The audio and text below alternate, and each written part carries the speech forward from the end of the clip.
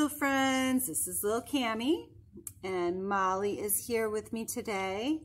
Molly, are you ready? Are you ready for a fun story? Yeah, you are. I'm so glad. Oh, you wanted to say hi? Yeah, okay. All right, we're ready to read a story. This is an older story. It's called Harold at the North Pole. It's by Crockett Johnson, A Christmas Journey with the Purple Crayon. Do you remember the purple crayon? I love Harold. Oh, and it's by HarperCollins Publishing. Here's the beginning of the book.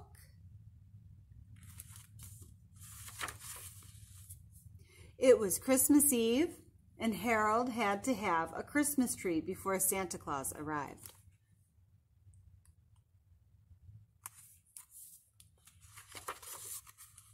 So, in a warm woolen cap and mittens, with his purple crayon and the moon, he set off for the North Woods.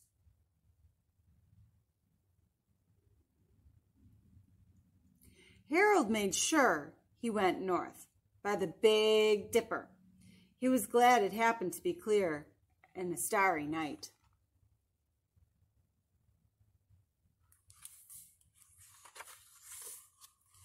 Suddenly he remembered Santa Claus came by sleigh. There would have to be snow. And there was snow. There was a blizzard.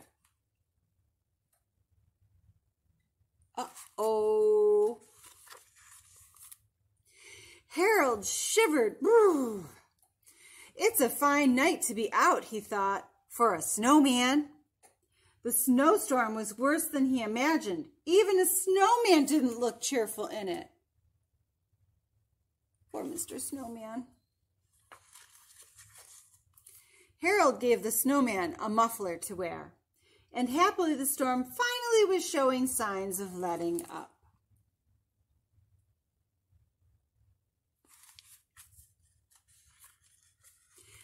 The snow stopped falling, but it lay in big drifts. It covered everything.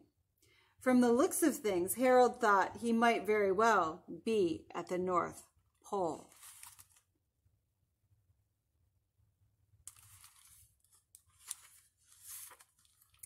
But this couldn't really be the North Pole, he told himself, because he knew that Santa Claus's workshop is at the North Pole.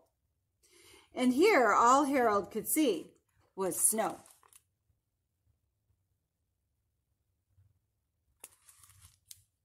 Did you have your candy cane yet?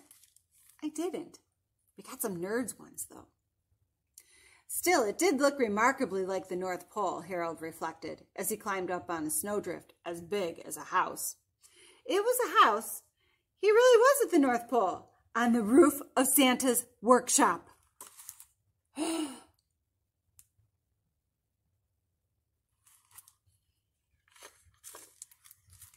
With smooth snow over the caves, Harold was sure Santa Claus was inside. He was snowed in, and it was the night before Christmas. Why, Harold asked excitedly, couldn't Santa come out up the chimney? I mean, he goes down, right?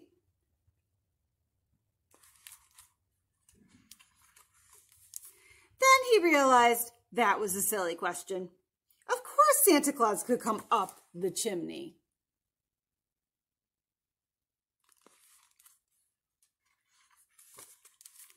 The difficulty was Santa's sleigh full of toys couldn't come out that way, Harold thought. Then he acted fast. He told Santa to come out without the sleigh and not to worry, to leave things to him.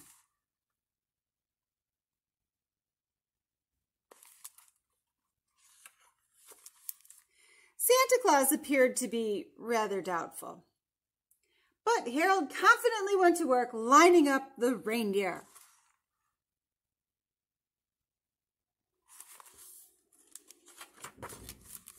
Soon, Prancer and Dancer were pawing at the snow, eager to be off for the world. Harold wasn't quite certain of the names of the other reindeer. You know Dasher and Dancer and Prancer and Vixen, Comet and Cupid and Donner and Blitzen. But do you recall the most famous reindeer of all? But he made sure there was 8 of them. They were all handsome and spirited animals.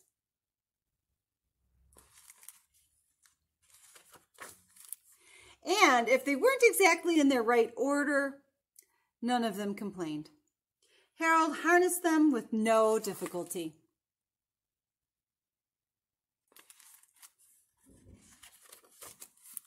And he hitched them to a splendid sleigh. It had a comfortable seat for Santa Claus. That was awfully nice of him to think of Santa's comfort. And it had room for a sizable bag of toys. He generously filled the bag to overflowing. Wouldn't you? I certainly would. For a moment, Harold thought of looking in to see which were his presents. But there wasn't time. He told Santa Claus to get in the sleigh and deliver the toys.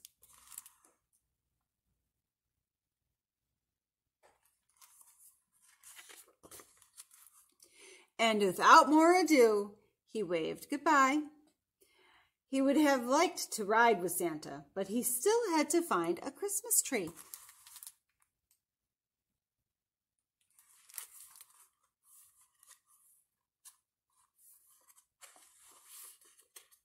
And he had to get it home and decorate it too before Santa got there. He looked everywhere for a Christmas tree, but all he could see was the moon.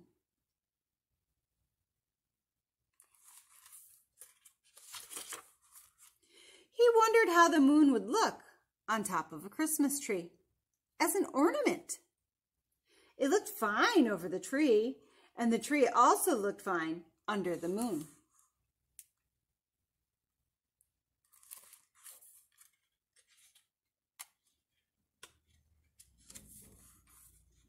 Sorry, having a turning page issue. There we go. It was just the tree he had been looking for. Now the only problem was to get it home. It had to stand in the living room between the fireplace and the big soft chair.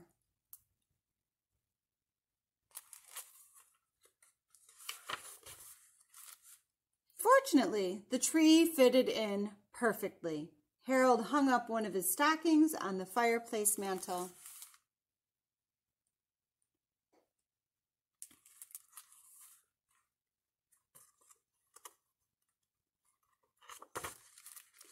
And he climbed into the big soft chair to wait for Santa Claus to arrive. The end. Are you ready for Santa Claus?